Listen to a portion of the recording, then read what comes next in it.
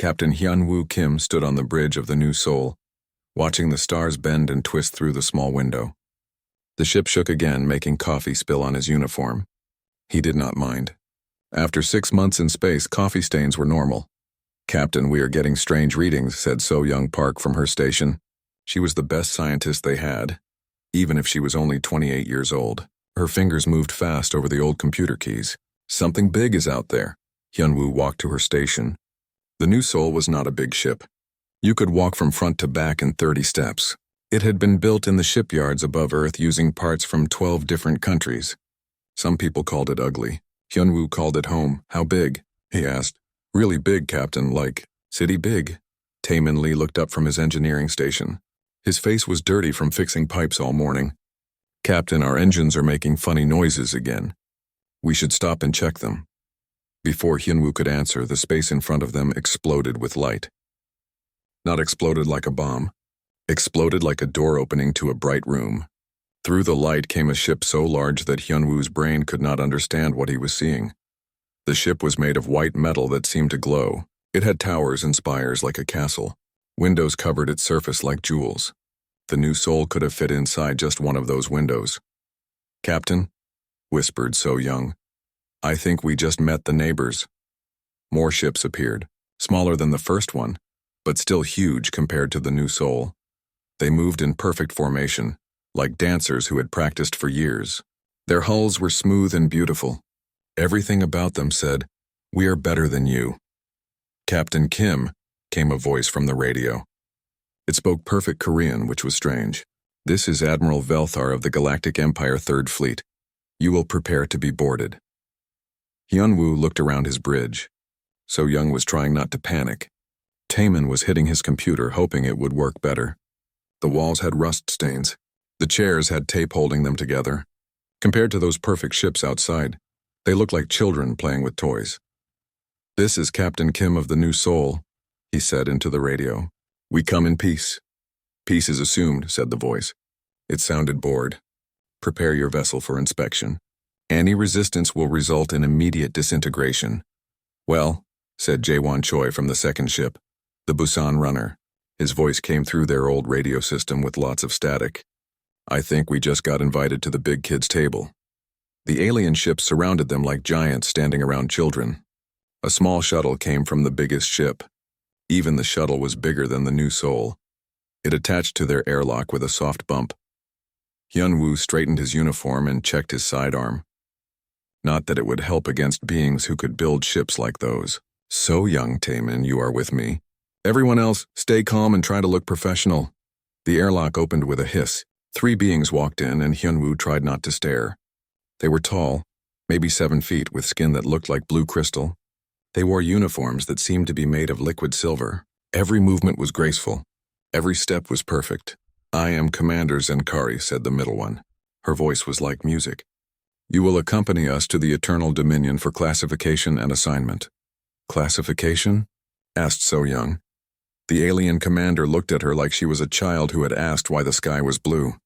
"All species must be classified before they can interact with the Empire. This is standard procedure for primitives." Taemin made a small angry noise. Hyun-woo put a hand on his arm. Getting mad would not help them now. They followed the aliens to the shuttle. Inside, everything was white and clean. The seats were more comfortable than Hyun-woo's bed back on Earth. Screens showed information in languages he could not read. The shuttle moved so smoothly that he could not feel it moving at all. The Eternal Dominion was even more impressive up close. Docking bays stretched as far as they could see. Ships from dozens of different worlds sat in neat rows. Some looked like metal fish. Others looked like geometric puzzles. All of them made human ships look like cave paintings next to fine art. They walked through corridors that could have held a football game. Aliens of all shapes and sizes moved past them. Some had tentacles instead of arms. Others looked like walking plants. A few were just balls of light floating in mechanical suits. All of them stared at the humans. Some pointed. A few made sounds that might have been laughter. "Popular, are we not?" whispered Jaewon, who had joined them from his ship. They entered a vast chamber with a ceiling so high it had its own weather. At the center sat a council of 12 beings, each one representing a different alien race. They sat on thrones that floated in midair. Above them, screens showed star maps and information about thousands of worlds. "Approach," said one of the council members. It looked like a tree made of silver metal. "State your species designation and territorial claims." Hyunwoo stepped forward. His boots made small clicking sounds on the crystal floor. The sound seemed tiny in such a huge space. "I am Captain Hyunwoo Kim, representing humanity. We come from Earth and the Sol system. We are explorers." The council members looked at each other. Some made sounds that were definitely laughter. "Sol system," said another council member. This one looked like a giant butterfly made of light. "Single star system. Pre-expansion phase. Approximately 400 years of recorded spaceflight. Chemical propulsion with primitive fusion assists." Min Ho Yang, the expedition's lead scientist, stepped forward. He had joined them from the New Sol's small science bay. "Honored Council, humanity has achieved faster than light travel and established colonies on 17 worlds," interrupted the tree being. "All within 50 light-years of your origin point. Your fastest ships require 47 days to cross your local space. The Empire spans 12 galaxies and utilizes instantaneous quantum fold drives." The butterfly being continued reading from its floating screen. "Technological assessment, level 2.3 on the Galactic Standard. Social development, primitive democratic systems with occasional warfare. Military capability, negligible." "Negligible." Taemin stepped forward, his face red. "We have ships. We have weapons." His sound filled the chamber. It took Hyunwoo a moment to realize it was laughter. All 12 council members were laughing at them. "Your weapons," said a third council member. This one looking like a cloud of gas-wearing jewelry. "Utilize kinetic projectiles and basic energy discharge. Our defensive screens consider them background radiation." More laughter echoed through the chamber. On screens around the room, Hyunwoo could see their conversation being broadcast. Words in alien languages scrolled past. He could not read them, but he knew they were not compliments. "Classification complete," announced the tree being. "Species designation, human. Technology level, novice. Threat assessment, none. Recommended status, probationary membership with standard restrictions." "What does that mean?" asked So Young. "It means," said Admiral Velthar, appearing beside them in a shimmer of light, "that you are now the newest junior members of the Galactic Empire. Congratulations, try not to break anything." As they were escorted back to their ships, Hyunwoo heard aliens talking in the corridors. He could not understand the words, but the tone was clear. They were jokes. Humans had become the newest source of entertainment for a galaxy full of advanced civilizations. "Captain," said Jaewon quietly, "I think they just patted us on the head and gave us a participation trophy." Hyunwoo looked back at the massive ship holding their small vessels like toys. Somewhere in the universe, species with technology beyond imagination were laughing at the primitive humans who thought they were ready for the stars. He smiled. They had no idea what humans could do when everyone said they could not do it. "Let them laugh," he said. "We will show them what humans are really made of." The adventure was just beginning. 3 months had passed since the humans first met the Galactic Empire. The news had spread across 12 galaxies like wildfire. Everyone wanted to see the new species that still used chemical rockets and thought computers the size of rooms were advanced technology. Bo-Ra Shin stood in the preparation bay of the Imperial testing grounds, checking her equipment one more time. She was the best engineer Earth had to offer, but looking around at the other teams, she felt like a child with a toy hammer standing next to master carpenters.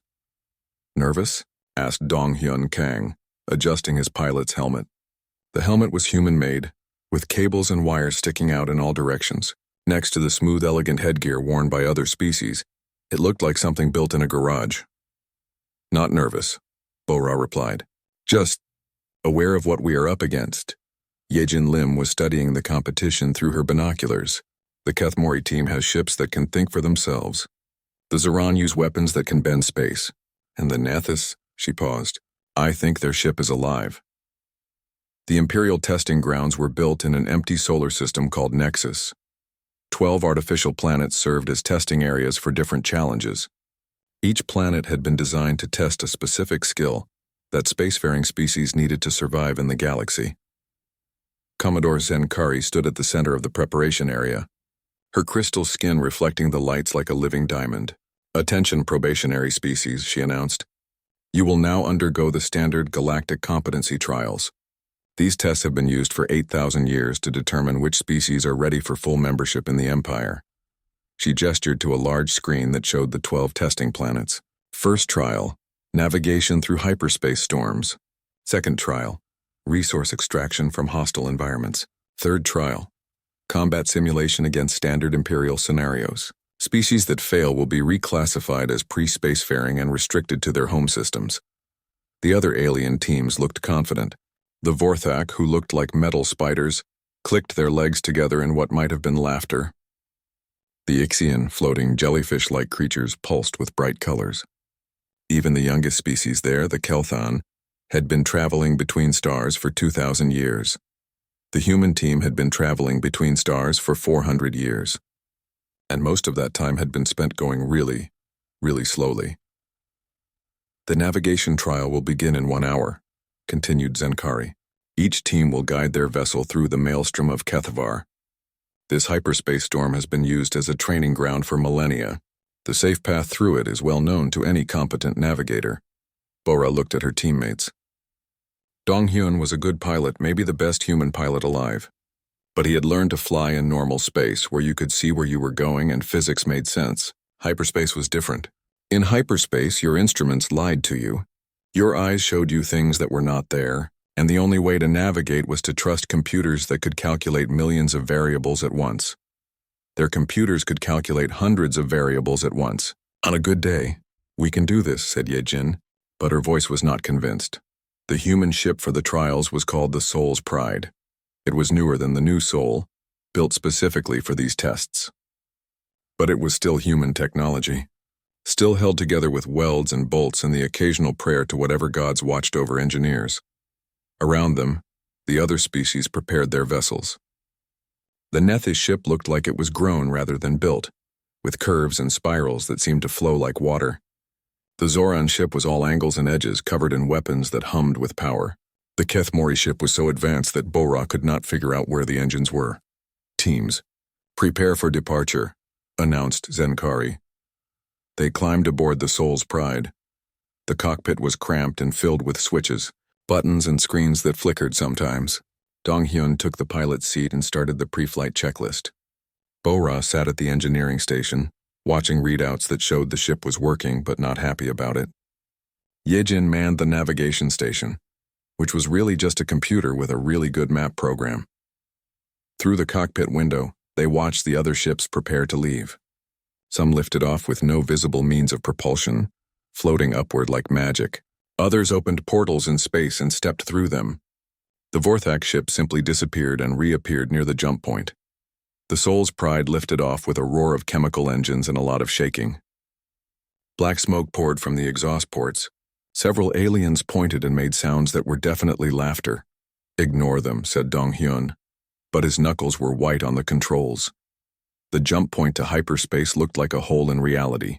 Through it, they could see swirling colors and patterns that hurt to look at directly. One by one, the alien ships entered hyperspace with grace and precision. Their transitions were smooth, like ships sliding into calm water. The Soul's Pride hit hyperspace like a rock thrown into a blender. Alarms went off immediately. The ship bucked and rolled like an angry horse. Outside the windows, hyperspace storms raged in colors that had no names. Lightning made of pure mathematics struck the ship's shields, making them spark and flicker. "Navigation computer is confused," reported Ye-jin, hitting her console to make it work better. "It keeps trying to plot a course to yesterday." "Engines are holding together," said Bora, watching her screens fill with warning messages. "But they are complaining about it." Dong-hyun fought with the controls, trying to keep the ship pointed in the right direction. In hyperspace, right direction was more of a suggestion than a rule. The ship wanted to go sideways through time and upward through probability. Other ships passed them like race cars passing a bicycle. The Nethys vessel flowed through the storm like it was dancing. The Zoran ship cut through hyperspace like a knife through paper. Even the youngest team, the Kelthan, moved with confidence and skill. Hours passed. The Soul's Pride struggled through the storm, taking 3 times longer than any other ship. When they finally emerged into normal space, half their systems were offline and Dong-hyun was green around the gills. The timing board showed their results. They had finished last, taking 8 hours and 43 minutes to complete a course that should have taken 3 hours. The next slowest team had finished in 4 hours and 12 minutes. Well, said Yejin, looking at the numbers. At least we finished. The galactic news networks had a field day. Headlines in a dozen languages all said the same thing. Lost monkeys of Sol take wrong turn in hyperspace. Video clips showed the Sol's Pride spinning helplessly in the storm, while other ships glided past with ease. On the Imperial observation deck, Commodore Zenkari filed her report. Human performance in navigation trial, unacceptable. Recommendation, immediate reclassification to pre-spacefaring status. Sujin Oh watched the news coverage from her reconnaissance ship, the Jeju Hope. She had been assigned to observe the trials and report back to Earth. The reports she was sending were not good. Admiral Velthar was right. She whispered to herself, "We are not ready for this." But as she watched the coverage, something bothered her. The trials were not testing different ways to solve problems. They were testing one specific way to solve problems, the Empire's way. The safe path through the hyperspace storm was well known, because the Empire had been using the same route for thousands of years. Their navigation systems were designed for that specific route. What if there were other routes? What if the Empire's way was not the only way? She started running calculations on her computer. The Jeju Hope had better sensors than the Sol's Pride, and she had been watching the storm from outside. There were patterns in the chaos, eddies, and currents that might allow for different approaches. Interesting, she murmured. Back on the testing station, the human team prepared for the next trial, resource extraction. They would need to mine valuable materials from a planet covered in acid rain, with gravity 3 times that of Earth, and native creatures that ate metal. The other teams had specialized equipment for exactly this kind of work. Robots that could survive any environment, force fields that could protect against anything, and extraction tools that could pull gold from empty space. The humans had mining equipment built by the lowest bidder and a lot of determination. "You know what?" said Bora, checking her environmental suit for the 15th time. "Let them laugh. We have been mining dangerous places since we learned to dig holes. We just need to do it our way, not theirs." Donghyun looked out at the hostile planet below them. The storms covered the entire surface, and lightning struck the ground every few seconds. Our way usually involves more explosions and bad language than their way. "Then let us give them explosions and bad language," said Yejin with a grin. The alien observers settled in to watch another human failure. They had no idea that humans had been failing at things successfully for their entire history, and they had gotten very, very good at it. The second trial was about to begin, and the humans were ready to show the galaxy what happened when you underestimated a species that had learned to thrive by refusing to give up, even when everyone said they should. 6 months had passed since the humans barely survived their trials.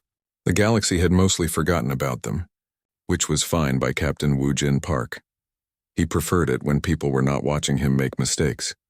The new Sol and her sister ships were patrolling the outer rim territories, the boring edge of the Empire where nothing ever happened. It was the kind of job they gave to species that could not be trusted with anything important. Perfect for humans, according to the Empire. Wu Jin was drinking coffee and reading reports about broken satellites when the emergency alarm started screaming. "Captain," shouted Ha Young Kim from the communication station. "We are getting distress calls from 3 different star systems." The main screen filled with chaos, ships burning in space, planets with cities going dark, and in the middle of it all, machines unlike anything Wu Jin had ever seen. They looked like metal spiders the size of buildings, but wrong somehow. They moved too fast and bent in ways that hurt to watch. Where they touched ships, the metal simply disappeared, consumed and converted into more of the terrible machines. "Devourers," whispered So Young Park, who had been promoted to science officer after the trials. "I read about them in the Imperial archives. They are older than the Empire. They eat entire star systems." The Imperial Third Fleet was already responding. Admiral Velthar's massive dreadnoughts formed perfect battle lines, just like they had been trained to do for thousands of years. Their weapons fired in coordinated volleys. Their shields overlapped in mathematical precision. Everything was done by the book. The Devourers ate the book, along with half the fleet. "Captain," said Ji-Hoon Lee from engineering, "Admiral Velthar is requesting immediate assistance from all available ships." Wu Jin looked around his small bridge. The new Soul was not a warship. She was an exploration vessel held together with determination and spare parts. Her weapons were designed to clear space debris, not fight ancient robot nightmares. Sir, added Ha Young, the Admiral specifically said all ships, even the, and I quote, primitive human vessels, and he said primitive. Actually, sir, he said something in his own language first. The translator said primitive. Through the view screen, Wu Jin watched the Imperial fleet trying to fight the Devourers using 10,000 years of military tradition. It was like watching someone try to fight a hurricane with a sword. Elegant, proper, and completely useless. Ha Young, get me Jaewon on the Busan Runner and Min Su on the Incheon Dawn. Tell them we are going in, sir. So Young looked worried.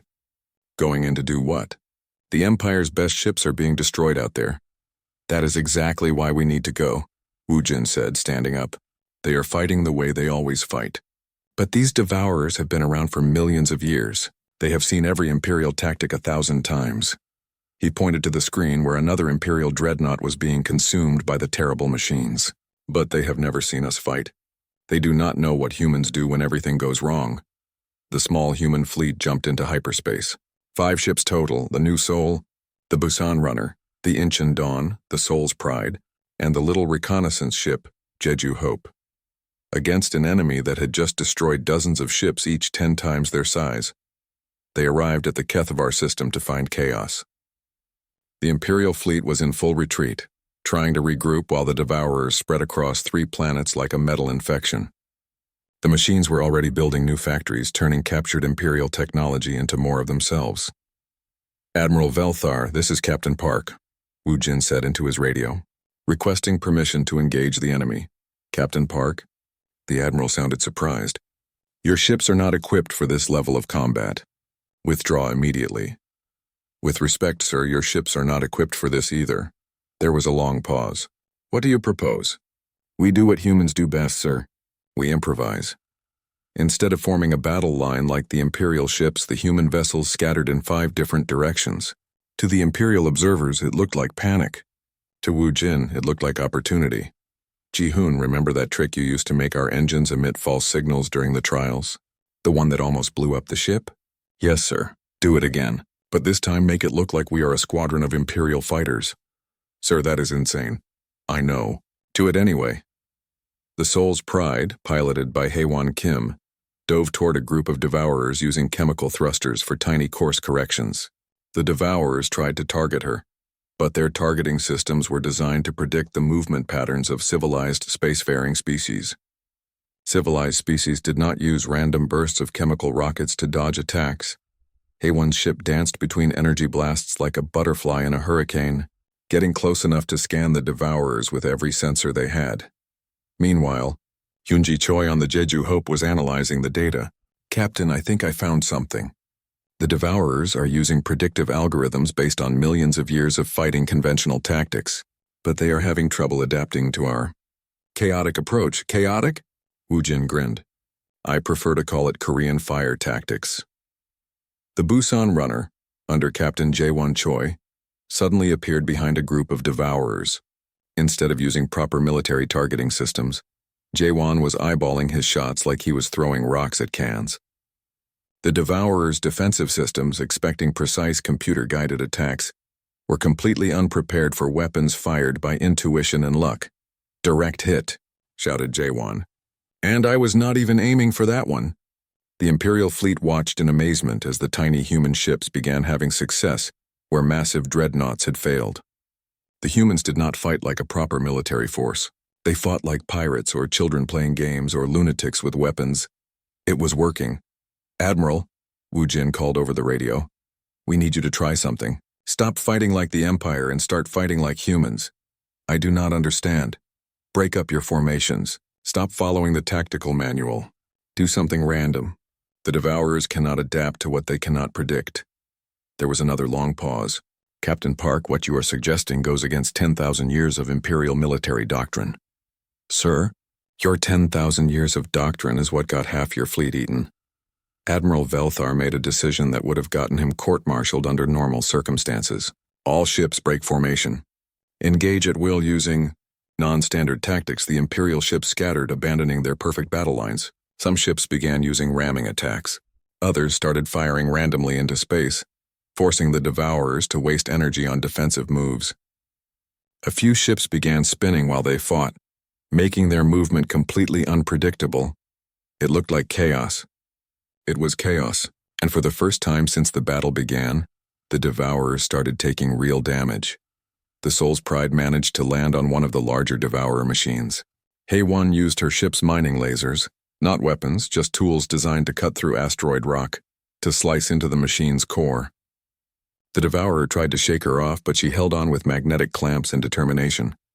"This is insane," she shouted over the radio. "I love it." The battle raged for 6 hours. When it was over, 2 of the 3 planets had been saved. The third was gone, consumed completely, but its people had been evacuated thanks to the time the human tactics had bought them. The cost was high. The Soul's Pride was destroyed when HFY's brave attack caused a massive explosion. The Busan runner was badly damaged. The new Soul had holes in her hull and half her systems offline. But they had won. They had faced an enemy that had destroyed civilizations for millions of years, and they had won by refusing to fight fair. Admiral Velthar found Wu Jin in the medical bay of the Eternal Dominion, getting his injuries treated. The Admiral looked different somehow. Less perfect. More human. "Captain Park," he said formally, then paused. "Wu Jin, I owe you an apology. And my life. And probably the lives of everyone in 3 star systems." Wu Jin tried to sit up straighter, but the medical bed would not let him. "We just did what we had to do, sir." "No," Velthar said. "You did what we could not do. You adapted. In 10,000 years, we never learned to change our tactics. We became so proud of our perfect formations and precise strategies that we forgot the most important rule of survival. Which is, sometimes you have to make it up as you go along." News of the battle spread across the Empire faster than light. The species that had been mocked as primitives had done something the Empire's greatest military minds could not do. They had defeated the Devourers not with superior technology or ancient wisdom, but with the simple human ability to do something different when everything else failed. The galactic news networks struggled to find words for what had happened. How do you explain that chaos can defeat order? That sometimes the best plan is to have no plan at all? Captain Wu Jin Park closed his eyes and smiled. Somewhere in the galaxy, military academies were probably trying to figure out how to teach Korean fire tactics to their students. Good luck with that, he thought. You could not teach improvisation. You could only learn it by being in situations where everything went wrong, and the only choice was to try something crazy. Humans had been in those situations for their entire history. Now the rest of the galaxy was about to learn what that meant. The Imperial Senate chamber had seen many historic moments in its 50,000-year history. Today, for the first time, it was about to hear a human address the most powerful governing body in the galaxy. Captain So-Young Park stood at the speaker's platform, looking up at the floating thrones that held representatives from hundreds of worlds. 6 months ago, these same beings had laughed at humanity's primitive technology. Now they watched her with something that might have been respect. Beside her stood Commander Tae-Ho Nam of the rebuilt Soul's Pride. The new ship was bigger than the old one, built with a mix of human engineering and Imperial materials. It still looked strange compared to other ships, less elegant, more practical, but it worked. "Honored Senators," So-Young began, her voice echoing in the vast chamber. "I stand before you not as a representative of a primitive species, but as someone who has seen what happens when different approaches work together." Senator Carthon of the Zoran leaned forward in his floating throne. He was a warrior species, proud of their military traditions. "Captain Park, the Empire's military doctrine has been refined over millennia. It has brought peace to 12 galaxies. Why should we abandon proven methods for your chaos?" So-Young had expected this question. "Senator, I am not asking you to abandon your methods. I am asking you to add our methods to yours. The Devourers defeated your fleets because they had seen your tactics before. They could not adapt to human improvisation because we do not follow patterns they could predict. Improvisation is just another word for not having a plan," said Senator Lithara of the plant-like Verdani. "Civilized beings plan their actions." Commander Tae-Ho stepped forward. "Senator, may I tell you about the Battle of Kethvar from my perspective?" The chamber grew quiet. Everyone had heard about the battle, but few had heard details from someone who was there. "When we arrived at Kethvar, The Imperial Third Fleet was following standard defensive protocol. Ships in formation, overlapping shields, coordinated fire patterns. It was beautiful to watch. It was also being destroyed. He activated a holographic display showing the battle. The Devourers had adapted to every standard tactic. They knew where your ships would be because formations are predictable. They knew when you would fire because coordinated attacks follow timing patterns. They were always one step ahead. The hologram showed the human ships scattering in different directions. We did not have formations to break. We did not have coordinated patterns to follow. Each ship captain made decisions based on what they saw in front of them. The Devourers could not predict our actions because we did not know what we were going to do until we did it. That sounds like confusion, not strategy, said Senator Carthon. It was both, admitted Taiho, but confusion that works is better than strategy that fails. Admiral Velthar materialized in the chamber using Imperial teleportation technology. His crystal form reflected the lights like a living prism, but his posture was different than before. Less rigid, more human. Senators, I have commanded fleets for 300 years. I have studied every great battle in Imperial history. I thought I understood warfare. He paused, looking at the human officers. The humans taught me that I understood only one kind of warfare. There are others. Senator Carthon's voice carried a warning. Admiral, you speak dangerously close to heresy. Our military traditions nearly got us all killed, Velthar interrupted. I lost 47 ships at Kethvar using traditional tactics. The humans saved 3 worlds using methods that should not have worked. An alarm suddenly echoed through the chamber. Emergency lights flashed red. A communications officer appeared in the center of the room, his face pale with fear. Senators, we are receiving distress calls from Stratus 7. The Naval Academy is under attack. By the Devourers. The chamber erupted in shocked voices. Stratos 7 was not just any world. It was where the Empire trained its greatest military minds. The planet held the collected tactical knowledge of 50,000 years of galactic warfare. How many ships do we have in that system? Asked Admiral Velthar. The 7th Fleet, sir. 83 ships under Admiral Kethmos. And how are they doing? The communications officer looked sick. Sir, we have lost contact with 61 ships. The Academy is requesting immediate evacuation. Senator Carthon rose from his throne. Send the 2nd Fleet immediately. Use standard battle formations. Coordinate with the 7th Fleet survivors. With respect, Senator, said So Young. That is exactly what the Devourers expect you to do. What do you suggest, Captain? More chaos? I suggest we try something new. Let me take a joint task force to Stratus 7. Human ships working with Imperial vessels using hybrid tactics. The chamber fell silent. The idea was radical beyond belief. Human ships had only been in space for 400 years. Imperial ships had been perfected over millennia. Combining them was like mixing fire and water. The request is denied, said Senator Carthon. We will handle this crisis using proven Imperial methods. Senator, Admiral Velthar said quietly, your proven Imperial methods just lost 61 ships. Colonel Jinwook Lee had been silent until now. He was the highest-ranking human military officer in the Empire, a position that had been created after Kethvar. Senators, I request permission to speak under Emergency Protocol 7. Emergency Protocol 7 had not been used in over 1,000 years. It allowed any officer to address the Senate directly during times of existential crisis, bypassing all normal procedures. Granted, said the Senate Speaker, a being of pure energy who rarely spoke. Jinwook stood. Honored Senators, I have spent my life studying warfare. Human warfare. Imperial warfare. The warfare of every species in our databases. I have learned that the strongest military is not the one with the best weapons or the most ships. It is the one that can adapt fastest to new situations. He gestured to the display still showing the Battle of Kethvar. The Devourers have been fighting for millions of years. They have seen every tactic, every strategy, every formation. They adapt faster than we can change. The only way to defeat them is to be more adaptable than they are. And you believe humans are more adaptable? Asked Senator Lithara. I believe humans plus Imperials are more adaptable than either alone. Our chaos plus your precision. Our improvisation plus your planning.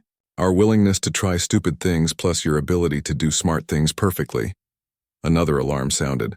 The communications officer returned, looking even worse than before.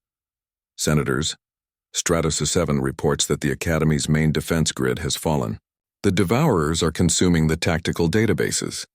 If they absorb 50,000 years of Imperial military knowledge, he did not need to finish. If the Devourers learned every Imperial tactic perfectly, they would become unstoppable. Senator Carthon looked around the chamber. Every senator was thinking the same thing. This was bigger than pride or tradition. This was survival. Colonel Lee, he said finally, you have permission to form a joint task force. But, his voice hardened, if you fail, humanity's probationary status will be permanently revoked. And if we succeed? There was a long pause. If you succeed, we will discuss making human tactical doctrine part of Imperial military training. So Young felt her heart skip a beat. They were not just fighting to save Stratos 7th. They were fighting to prove that different ways of thinking made everyone stronger. We will need mixed crews, said Admiral Velthar. Human and Imperial officers working together on the same ships. That has never been done before, said Senator Lithara. Neither had defeating the Devourers, replied So-Young. Until we did it. As they prepared to leave for Stratos 7, Jin Wook pulled So-Young aside. Captain, you understand what we are really fighting for here? She nodded. We are fighting to show the galaxy that being different is not the same as being wrong. Exactly. The Empire has been successful for 50,000 years by making everyone do things the same way. We have 6 hours to prove that success comes from letting everyone contribute their own way. The joint task force assembled at the edge of Stratos 7's system. Human ships with their jury-rigged equipment and improvised modifications flew alongside Imperial vessels with their elegant perfection and ancient power. On every bridge, human and alien officers worked together, learning each other's methods. It was either going to be the greatest military innovation in galactic history, or the most spectacular failure anyone had ever seen.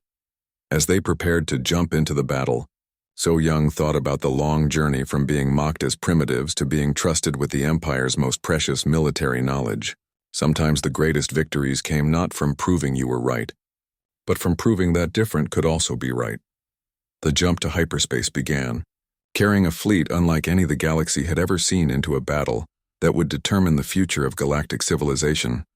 1 year after the Battle of Stratos 7, Admiral Hyunwoo Kim stood on the observation deck of the Hybrid Doctrine Academy, watching mixed crews train in tactics that would have been considered impossible just 2 years ago. The academy had been built on New Busan, humanity's first major colony world. It was a strange place where human architecture mixed with Imperial technology.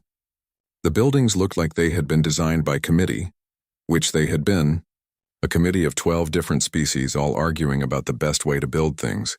It worked beautifully. Admiral Kim, the new class is ready for inspection, reported Captain Yuki Sato, the Academy's first human-alien joint instructor. She was half human, half Nethys, born after the Battle of Kethvar when interspecies relationships became more common. Her crystal blue skin reflected light in patterns that seemed to dance. Hyunwoo walked through the training facility, watching scenes that would have been unthinkable before the war. Human engineers worked alongside Zoran technicians to build ships that combined brute force human engineering with elegant alien precision. Vorthak tactical officers learned to appreciate the value of stupid human luck. Nethys navigators discovered that sometimes the best route was the one that made no mathematical sense. In one classroom, Dr. Yeon Song was teaching a course called Creative Problem Solving in Crisis Situations to a mixed class of Imperial officers and human cadets. Today's lesson was about the Stratos 7 mission. The key to our success, she explained, gesturing to a holographic display of the battle, was not that we abandoned Imperial doctrine or replaced it with human tactics. We combined them in ways that neither side could have achieved alone. A young Kelthon officer raised her tentacled hand. Dr. Song, how did you convince the Imperial fleet to break their formations? Their traditions go back 50,000 years. We did not convince them to break traditions, Yeon replied. We convinced them that traditions are tools, not rules. When a tool does not work for the job, you get a different tool. When no single tool works, you use several tools together. The Battle of Stratos 7 had been won through exactly that kind of thinking. The Devourers had nearly consumed the entire Naval Academy when the Joint Task Force arrived. They had adapted to every Imperial tactic, downloaded thousands of years of military knowledge. and were building new versions of themselves using that information. The hybrid fleet had fought like nothing the Devourers had ever seen. Imperial precision guided human chaos. Human improvisation gave Imperial planning the flexibility it needed. Ships would form perfect battle lines, then suddenly scatter when the Devourers adapted. Careful strategies would transform into random attacks when the situation changed. Most importantly, every ship captain had been given permission to disobey orders if they saw a better option. It was the most terrifying thing an Imperial officer could imagine, and the most natural thing a human could think of. The Devourers had been destroyed not because they could not adapt, but because they could not keep up with tactics that changed faster than their algorithms could process. In another part of the academy, Master Chief Sung-Ho Park was teaching a hands-on engineering course. His students today were learning how to fix things that were never supposed to break, using tools that were never designed for the job. The first rule of human engineering, he told his mixed class of humans, Kelthan and Vorthak, is that everything breaks eventually. The second rule is that everything can be fixed with enough creativity and bad language. A Vorthak student clicked her mandibles in confusion. Master Chief, Imperial technology is designed to operate without failure for centuries. And what happens when it does fail? We replace it with an identical unit. What if you do not have an identical unit? The Vorthak student thought about this. Her species had never encountered that situation. I do not know. Then you improvise, said Sung-Ho, holding up a piece of equipment that looked like it had been built from spare parts and wishful thinking. This is a hyperspace navigation computer made from a food processor, 3 broken sensors, and a really good calculator. It is not pretty, but it works. Around the galaxy, the influence of human thinking was spreading in unexpected ways. The Ethikari, who had built perfect ships for 10,000 years, started introducing small, deliberate imperfections into their designs. They discovered that ships with minor flaws were actually more adaptable than perfect ones. The psychic Mindari learned to embrace what humans called beautiful chaos in their mental disciplines. Instead of achieving perfect mental order, they learned to find strength in controlled randomness. Their abilities actually became more powerful when they stopped trying to be perfect. Even the ancient Zoran military academies began teaching courses in tactical flexibility, though they called it advanced strategic adaptation because that sounded more dignified.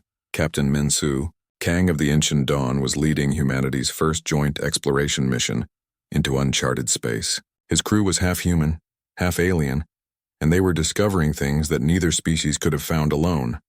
Captain, reported his Nethys science officer, we are detecting unusual energy readings from the 4th planet in this system. Unusual how? Asked Minsu. The readings make no sense according to standard physics, replied his human engineer, Lieutenant Bo Young-Kwan, which usually means we are about to discover something really interesting or really dangerous. Sometimes both, added his 4th tactical officer with what might have been a smile. The ship approached the planet using a combination of careful Imperial scanning, procedures, and human intuition about what felt wrong. They found ruins of a civilization that had combined technology and art in ways that no current galactic species had ever imagined. This is what we were looking for, whispered Minsu. Not just new worlds, but new ways of thinking about the universe. Back on Earth, the news networks that had once mocked humanity as the lost monkeys of Sol were now calling them the paradigm shifters and the chaos bringers. The names were meant as compliments. Commander, Ji-Young Park sat in her ready room on the exploration vessel New Horizon, writing the final entry in her mission log. The ship was returning from a successful first contact mission with a previously unknown species, the first time a human had led such a mission. Personal log. Commander Park recording, she said to the computer. We have successfully established peaceful contact with the Luminari of the Beta Centauri system. They are a fascinating species that communicates through controlled light patterns and builds their cities inside stars. She paused, looking out at the stars through her window. The Luminari were initially suspicious of us, as most species are when they meet humans for the first time. But when they learned about our role in developing hybrid doctrine and defeating the Devourers, they became eager to share their knowledge. The computer chimed softly, indicating it was recording. I think that is what we have truly given the galaxy, she continued. Not just new ways to fight or build things, but new ways to think about what is possible. For 50,000 years, the Empire achieved success through conformity. Everyone did things the same way, the proven way, the safe way. She smiled, remembering the early days when everyone laughed at human technology. We showed them that different does not mean wrong, that chaos can be beautiful, that the newest, smallest, most primitive species might have something to teach civilizations that are older than their sun. Outside her window, she could see the lights of New Busan growing larger as they approached home. The planet was covered with cities that looked like no other cities in the galaxy. Human practicality mixed with alien artistry, creating something entirely new. We came to the stars not as conquerors or supplicants, but as partners, she said. We brought our chaos, our improvisation, our refusal to accept that things had to be done the way they had always been done. In return, we gained not just membership in galactic civilization, but the chance to help it evolve into something better. The ship docked at New Busan Station, where humans and aliens worked together with an ease that would have seemed impossible just 2 years ago. The galaxy had changed, and humanity had been the catalyst for that change. But perhaps more importantly, humanity had changed too. They had learned that their greatest strength was not their technology or their weapons or their clever tactics. Their greatest strength was their willingness to try new things, to fail spectacularly, and to keep trying anyway. As Commander Park walked through the station, she saw the future of galactic civilization in the mixed crews, the hybrid technologies, and the young beings of dozen different species learning to think in ways their ancestors never imagined. The lost monkeys of Sol had found their place among the stars. And in doing so, they had helped the stars find new ways to shine. The adventure was far from over. If anything, it was just beginning. And for the first time in 50,000 years, no one in the galaxy knew exactly what would happen next. That was exactly how humans liked it.